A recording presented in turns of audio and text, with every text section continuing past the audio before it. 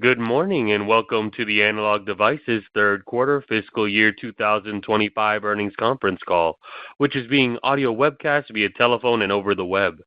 I'd like to now introduce your host for today's call, Mr. Richard Puccio, Executive Vice President and Chief Financial Officer. Sir, the floor is yours.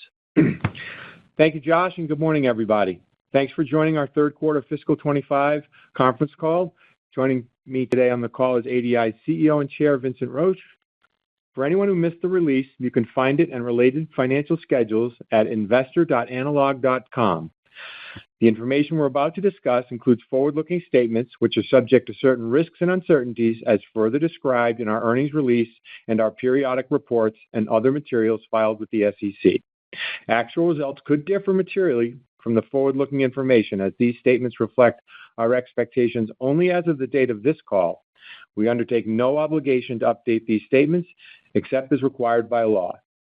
References to gross margin, operating and non-operating expenses, operating margin, tax rate, EPS, and free cash flow in our comments today will be on a non-GAAP basis, which excludes special items. When comparing our results to our historical performance, special items are also excluded from prior periods. Reconciliations of these non-GAAP measures to their most directly comparable GAAP measures and additional information about our non-GAAP measures are included in today's earnings release. References to EPS are on a fully diluted basis. Okay, with that, I'll turn it over to ADI's CEO and Chair, Vincent Roche. Thank you, Rich, and a very good morning to you all. Well, our third quarter revenue and earnings exceeded our expectations. And for the second quarter in a row, we achieved double-digit year-over-year growth across all of our end markets. While geopolitical and macro uncertainty continues to cloud the outlook, we believe ADI's innovation-driven, resilient, highly diversified business model positions us to continue to successfully navigate these challenges. The accelerating recovery of our industrial business, encompassing instrumentation, automation, healthcare, aerospace and defense, and energy management, is a case in point. As you've heard us detail on prior calls, our industrial recovery began in the aerospace and defense and instrumentation sectors, driven by our strong product and customer portfolio positions, as well as spending growth in defense and AI infrastructure. We're now seeing double-digit year-over-year growth across the entire industrial portfolio. For today's call, I'm going to focus on our billion-dollar-plus industrial automation business, which was the last sector to return to double-digit growth. Its market dynamics and trajectory are expected to bring long-term expansion. Companies have long invested in automation systems to gain first-order productivity, efficiency, and quality benefits. Today, a new wave of adoption is being driven by economic and demographic pressures and enabled by the potential to transform and accelerate business through leverage of real-time intelligent edge data. ADI's high-performance technology stack and deep domain expertise are crucial to customer success in this highly sensed, securely connected, software-driven era, and the new robotic modalities that are emerging. It's predicted that the convergence of compounding macro and AI-enabled technology factors will drive robust, double-digit growth within the robotics market for the foreseeable future. ADI's ability to deliver exceptionally accurate physical representations and enable faster insights at the edge will become even more essential as the market migrates to next-generation autonomous robotic systems. Our long history in robotics has given us a deep understanding of the sector's hardest problems and the greatest opportunities. We're investing to maintain our performance edge in analog while capturing increasing levels of system value. In addition, we're building ecosystem partnerships and deploying experts and an increasingly broad suite of technologies to enrich and deepen our customer collaborations. We expect this multi-pronged approach to unlock significant ASP and SAM expansion for our automation business. Following the proven path we've successfully executed in other markets such as aerospace and defense and healthcare. Now, let me share a few examples of our strategy in action. Earlier this year, we partnered with Teradyne Robotics. Our solutions for precision positioning and dynamic motion control are helping Teradyne increase their value proposition to the logistics industry through higher performance cobots and autonomous mobile robots, or AMRs. In the agricultural sector, where labor shortages are chronic, high precision robotic systems are increasingly filling the gap. In addition, these systems' enhanced data collection capabilities are enabling higher crop yields while reducing water and chemical usage levels. A growing portion of our robotics revenue is coming from this sector as we help customers solve their toughest challenges through our sensing, connectivity, and energy management solutions. In the healthcare sector, robot-assisted surgery systems minimize invasiveness and improve patient outcomes through enhanced system precision. And we're leveraging our leading precision technology franchise to successfully attach more of our power management, connectivity, and sensing content to the more innovative systems being designed and deployed. This year, we're achieving robust growth and expect continued momentum as the proliferation of automated surgical procedures further expands our opportunities in this space. Overall, the near and medium-term outlook for robotics is compelling, supported by increasing revenue and a burgeoning opportunity pipeline. From this strong foundation, we're extending into the next promising era of robotics, namely humanoid and other highly dexterous robot form factors, and creating a potentially exponential growth opportunity for ADI. Our content in a humanoid robot is likely to be several thousands of dollars. That's basically a 10x increase over the content in today's cutting-edge AMRs. The primary reason for this content multiplier is the explosion in sensor and actuator counts. Every joint and point of contact requires accurate sensing and precision motor control, and every sensor and actuator drives a signal chain and power management opportunity for ADI. To further capture this flourishing opportunity, we're investing in higher-level application-specific solutions that integrate multiple sensing modalities, such as pressure, vibration, depth, acoustics, vision, and positioning, with high accuracy, ultra-low power signal chains, functionally safe power management, and AI algorithms powered by robotics foundation models. Simultaneously, we're collaborating with NVIDIA on a range of digital twin simulation programs and reference designs for humanoid and other robotic systems to accelerate development and AI training for our customers. This work is particularly relevant for high-value applications, such as dexterous manipulation of cable assemblies in data centers, and, of course, in automotive manufacturing, to name just one. We are combining ADI's unique sensor expertise and our latest advances in robotics policy training and techniques to enhance realism in NVIDIA's Isaac Sim and substantially shorten our customers' innovation timelines. So in summary, we're capitalizing on growth in advanced robotics today and investing to capture even more value in the future. Ultimately, the strategy, investments, and customer impact of our robotics business is a microcosm of our approach across ADI, namely uncovering and tackling the hardest innovation challenges at the intelligent physical edge and leveraging our industry-leading technology portfolio and expertise to solve them. As we turn our attention to the end of fiscal 25 and the beginning of the new fiscal year, we're focused on executing our strategy and capitalizing on cyclical and idiosyncratic momentum. Despite the geopolitical and macro turbulence, we remain undeterred and excited by the tremendous growth opportunities that we see over both the near and long terms. And with that, I'm going to pass it back to Rich. Thank you, Vince. Now on to our third quarter results.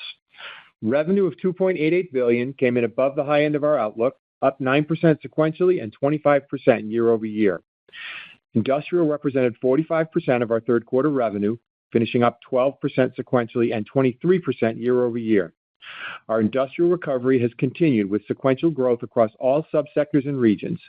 Year-over-year growth accelerated across all major applications, led by our automatic test equipment business, fueled by increasing AI investment. Additionally, our aerospace and defense business had a record quarter. Automotive represented 30% of quarterly revenue, finishing down 1% sequentially and up 22% year-over-year. Double-digit year-over-year growth continues to be driven by our leading connectivity and functionally safe power solutions. Communications represented 13% of quarterly revenue, finishing up 18% sequentially and 40% year-over-year. Our wireline and data center business, which is roughly two-thirds of total communications, grew double digits sequentially and year-over-year as increasing AI demand continues. Wireless also grew double digits both sequentially and year-over-year. And lastly, consumer represented 13% of quarterly revenue, finishing up 16% sequentially and 21% year-over-year, marking the fourth straight quarter of double-digit year-over-year growth. We continue to see strength across handsets, gaming, hearables, and wearables. Now on to the rest of the P&L. Third quarter gross margin was 69.2% and operating margin was 42.2%, up 100 basis points sequentially and year-over-year. Non-operating expenses finished at $57 million, and the tax rate for the quarter was 11.9%. All told, EPS was $2.05, above the high end of our guided range and up 30% year-over-year. Now I'd like to highlight a few items from our balance sheet and our cash flow statements. Cash and short-term investments finished the quarter at $3.5 billion, and our net leverage ratio remained virtually flat at 1.1. Inventory increased $72 million sequentially in support of the cycle recovery. Days of inventory declined to 160, and channel weeks ticked lower. We are continuing to execute our strategy of keeping leaner channel inventories while maintaining higher levels on our balance sheet. Over the trailing 12 months, operating cash flow and CapEx were $4.2 billion and $0.5 billion respectively. We continue to expect fiscal 2025 CapEx to be within our long-term model of 4 to 6% of revenue. Free cash flow over the trailing 12 months was $3.7 billion, or 35% of revenue, and we have returned $3.5 billion in cash to shareholders over the last 4 quarters.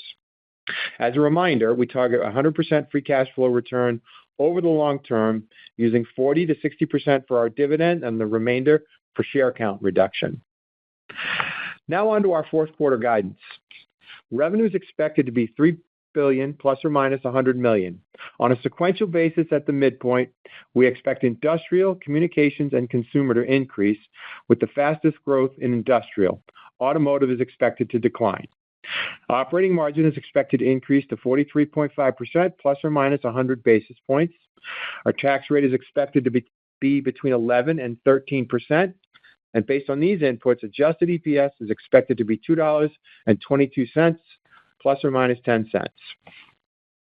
In closing, our strong results and outlook for continued growth, especially in the industrial market, reinforce our view that 2025 will close as a strong recovery year for ADI. However, we are mindful of the continued uncertainty facing customers with respect to tariffs and are monitoring the impacts closely. We believe we are well positioned to successfully navigate an evolving global operating environment, thanks to the optionality enabled by the diversity of our markets, applications, and products, and the resilience of our hybrid manufacturing strategy. With that, let's go to our Q&A session. We ask that you limit yourself to one question in order to allow us for additional participants on the call this morning. If you have follow-up questions, please re-queue, and we will take your question if time allows. Operator, can we have our first question, please? Thank you. For those participating by telephone dial-in, if you have a question, please press star 11 on your phone to enter the queue. If your question has been answered and you wish to be removed from the queue, please press star 11 again. If you are listening on a speakerphone, please pick up the handset when you are asking your question. We'll pause for just a moment to compile the Q&A roster. And our first question comes from Timothy Arcuri with UBS. You may proceed. Thanks a lot. So industrial last quarter was up 7%. It was up 11% this quarter, and it sounds like it's going to be very strong again in fiscal Q4. Can you just talk? Do you think you're now shipping above consumption in these markets? How do you view sort of where we are? Are we now in inventory build mode in those markets? And how do you sort of assess how long the goodness can last? So since we called the bottom back in Q2, so industrial has been our most profitable business and has grown sequentially every quarter. More recently, as we talked about, the growth has accelerated, and our outlook for Q4, which is normally a seasonally down quarter for industrial, we expect it to grow in the low to mid-teens quarter over quarter. So very, very strong outlook there. And what's important is growth is happening across all of our industrial sectors, including instrumentation, automation, aerospace, defense, healthcare, and energy infrastructure, as well as across all the geographies. Again, an indication that we are in the cyclical upturn. At the same time, for us, we've talked about this in multiple quarters. Our channel inventories continue to be very lean, and we believe end demand is still double digits below consumption. Now, we are going to start seeing some catch up to the end demand in the fourth quarter. As I mentioned in my prepared remarks, we did see the channel inventory weeks tick down a little bit as the end demand was a bit higher than we had planned. And so on top of that, as we look forward, we are continuing to see green shoots across aerospace and defense and ATE. And so we feel pretty good about where we are both near and long term from an industrial perspective. Great. Thank you. Thank you. Our next question comes from Harlan Sur with J.P. Morgan. You may proceed. Hey, good morning. Thanks for taking my question, and great job on the quarterly execution. Looks like you guys had anticipated last earnings call gross margins for Q3 to be closer to 70%, but actually, actuals were actually closer to 69%. I assume it's because of the upside in the lower margin communications business, which was up 17% sequentially, so potentially mix related. Is that a fair assumption? And then on Q4, at the midpoint of your guidance range, are you guys assuming that gross margins are improving sequentially? Yes. So Harlan, I'll take that one. So yes, we did have an implied increase in the margin. However, we did have an unexpected lower utilization during the quarter, which kept us from growing our gross margin on a sequential basis. However, the utilization is back on track, and we expect it to resume its increase. And in Q4 at the midpoint, we do expect to get back to a 70% margin. Had we not had the disruption in the utilization in the third quarter, we actually would have grown sequentially. But the mix piece, as you mentioned, because we still are only at 45% industrial mix in the third quarter, would have kept us from fully getting to 70%. I see. Thank you, Rich. Sure. Thank you. Our next question comes from Tore Svanberg with Stifel. You may proceed. Yes. Congrats on the continuous recovery here. Vince, I had a question on the automation revenue. I think in the past you've talked about this sort of being a 15% grower, and that's certainly above the corporate average. I'm just curious, given everything that you're seeing now in humanoids and robotics, reference designs with some key GPU players and so on and so forth, are you starting to see perhaps an acceleration, to that 15% growth target going forward? Yeah, thanks for the question, Tore. So yeah, the automation business for ADI is multiple hundreds of millions of dollars on an annual basis. And it's our sense that by 2030, we can double the size of that business, given the strength of the R&D pipeline, the opportunity pipeline that we have, as well as some of these new modalities that are coming into play, as demographics and macro pressures kind of lean on putting more and more manufacturing capability closer to points of consumption. There's obviously a security issue as well, supply chain security issue. So all those factors, I think, exogenous and endogenous factors point to a strong growth in that business. Also, as I pointed out in the prepared remarks, we're seeing a lot of new sensing modalities come to bear, and every one of those sensors or actuators that our customers are putting in place require very precision, very precise sensing, control, and data processing. So for all those reasons, we feel very optimistic about the state of this business and its potential to grow and double its size over the next 5 or 6 years.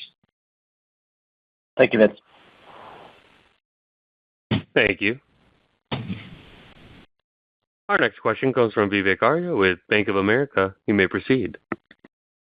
Thanks for taking my question. I think in response to a prior question, you mentioned that you're seeing green shoots in different parts of industrial, right? And despite the strength that you saw in Q2 and Q3. So does it mean that as we kind of potentially look out to Q1, is ADI still capable of, growing at least seasonal or above seasonal? And if yes, what is kind of normal range of seasonality so we can calibrate our models? Thank you. Vivek, I'll start from a Q1 perspective. As we said before, we don't guide to Q1, but we do expect that we'll be able to grow at seasonal. And obviously for us on an overall perspective, first quarter tends to seasonally be down, in the low single digits. Yeah, so I think as we look into the new year, I believe industrial will be a very, very strong part of our momentum in the coming year. And as Rich narrated in part of the Q&A here, from just the supply-demand side of things, we're seeing still customers are in digestion phase of their excess inventories, and particularly in the broad market, which is a significant piece of, has been a significant piece of the industrial business in the past, where we're still seeing the demand there quite light. So there's still a kind of a normalization to take place, which should boost the industrial sales in the coming quarters, as well as our position with new products and our position with customers and new applications. So in the automation space, so we've got aerospace and defense, which has been incredibly strong. In fact, in some ways, we're supply limited in that business. So I think that will be the bedrock of the next several quarters of the company's performance. Thank you. Thank you. Our next question comes from Jim Schneider with Goldman Sachs. You may proceed. Good morning. Thanks for taking my question. I was wondering if you could provide a little bit more color on what you're seeing in the automotive market. I believe last quarter you referenced some pull inactivity. Did you actually, in fact, see that occur in the quarter? And if so, from what regions? And then going forward, maybe talk a little bit about what's driving the sequential decline you expect in the next quarter, and any color you can provide on regions or customer OEM types would be helpful. Thank you. Thanks, Jim. So, obviously, we continue to perform very well in automotive, particularly in our connectivity and power management, fueling auto revenue. As we've said, we expect to record record levels of auto revenue for 25. In addition to our content growth and share gains in the next-gen ADAS and infotainment systems, we do believe our auto revenue has been aided by some order acceleration, which we talked about in Q2. We do think there was some additional acceleration in Q3. However, we do see that unwinding in Q4, which is why we expect to see Q4 come down. We think that will be the sort of close out of that early buying. And this is what we actually had talked about when we released our last quarter results, was we expected that the pull-ins were likely going to come from our Q4 or Q1 period. Based on the way it's settling out, it looks like it's unwinding in the fourth quarter. And if you think about that from a sizing perspective, in the current quarter, we were obviously above our high end of our guide, and I think largely that part of that we were above the high end of our guide was likely related to auto pull-ins. And what's different this time actually is the auto pull-ins we saw this time in Q3 were in China, whereas when we talked about them in Q2, that was for North America and Europe. It's impossible for us to know how this will shake out, but we do think that given the behavior we've seen from our auto customers, EV credits expiring and the risk that tariffs sort of could curtail production, we are taking a bit of a more conservative view to automotive in the near term. But stepping back again, we'll have our third record year in auto in the last 4 years, which is reflecting our content and share gains. And we've talked about this before. We tend to outpace the SAR volumes with content gains, where we're getting about a double-digit benefit from share and content. So we feel really well positioned there as we go into the medium and long term. Thank you. Our next question comes from Stacy Rasgon with Bernstein Research. You may proceed. Hi, guys. Thanks for taking my question. So around the auto pull-ins, and I guess relative to industrial, so you're guiding auto implicitly down 15% sequentially as those pull-ins kind of ease. But industrial, you're guiding up, I don't know, you said low to mid-teens, which would put it up, in the mid-30% year over year. What are you seeing differently on the trends in industrial versus what you saw in auto that gives you confidence that the strength you're seeing in industrial is not also pull forward?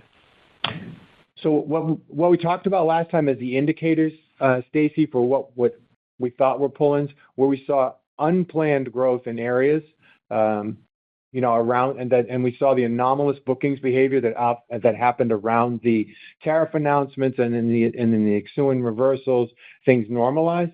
We have not seen that kind of behavior in industrial. In fact, the bookings trends have followed the trends we were expecting. It's impossible to say there isn't some minor amount maybe in any of the businesses, but we haven't seen anything outside of auto that would give us an indication there's any meaningful pull-in in our business. Yeah, I think as well. Yeah, go ahead. The guide for industrial is well above seasonal, though. So, is that's just increased demand, it's channel fill, or what? No, it's nothing to do with channel. Yeah. Channel is very lean. We're still under shipping real consumption in the market. Parts of industrial have been just in inventory digestion mode for actually a couple of years. So we're starting to get that behind us. But if you look at the strength of our aerospace and defense business, I mentioned there a little while ago, we're actually supply limited there. Very, very strong backlog. ATE, which is supporting the build-out of AI chips and infrastructure, very, very strong demand. And we've begun to see the recovery of the automation business in the, over the last couple of 2-3 quarters.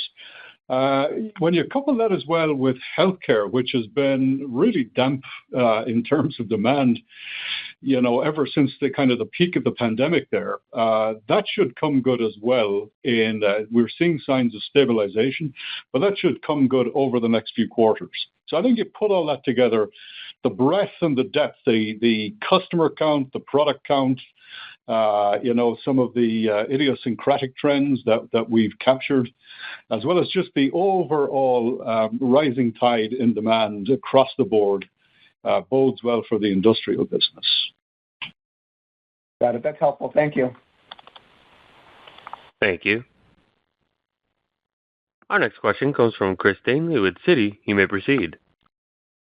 Hey, thanks, guys. Can you just give us a little more color on why the utilization rates came down, and then where utilization rates are, where you expect them to go, and any other gross margin drivers going forward as well? Thanks. Well, I think, we had, as Rich said, a one-time event in our European fab during the last quarter. That was the primary dampening effect on the gross margin. So it became, an absorption issue.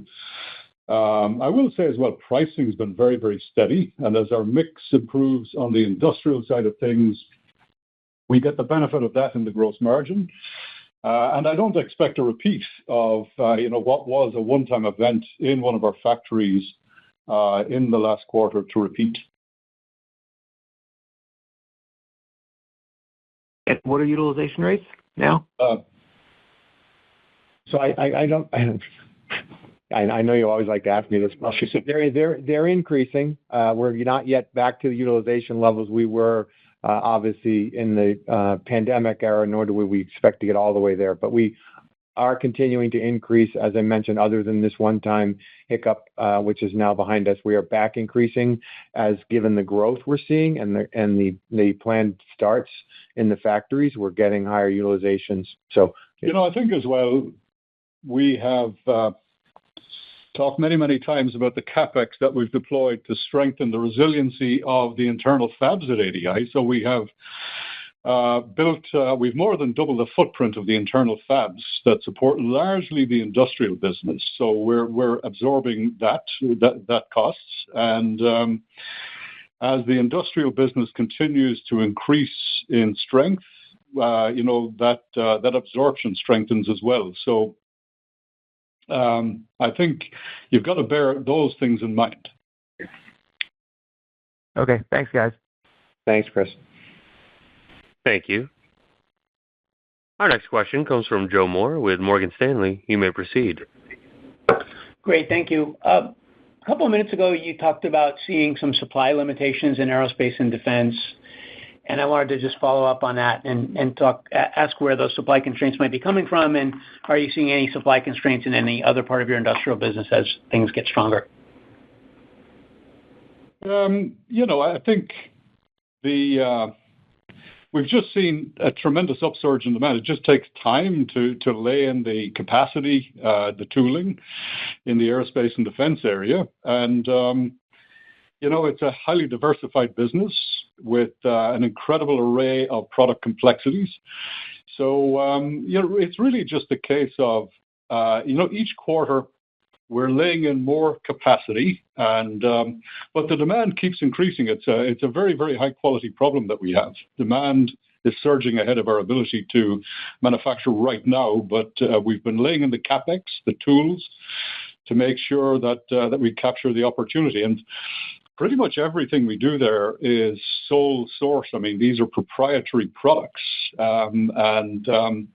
We see this. We've increased our footprint. We have an internal factory that's very, very important to the manufacturing of our aerospace and defense solutions. So we've been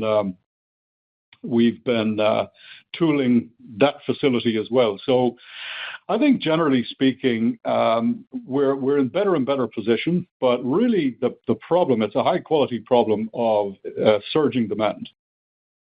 Yeah, so I'll put an even finer point on it for you, Joe. We're actually deploying tools into the aerospace and defense manufacturing in the third and fourth, some in the third and more in the fourth quarter, to alleviate some of the stress Vince just described. And from an overall business perspective, we certainly have supply right now to cover all of the near-term demand that we have on the books. I think the rest of the industrial business is in good shape overall regarding supply. Yes. Thank you. Thanks, Joe. Thank you.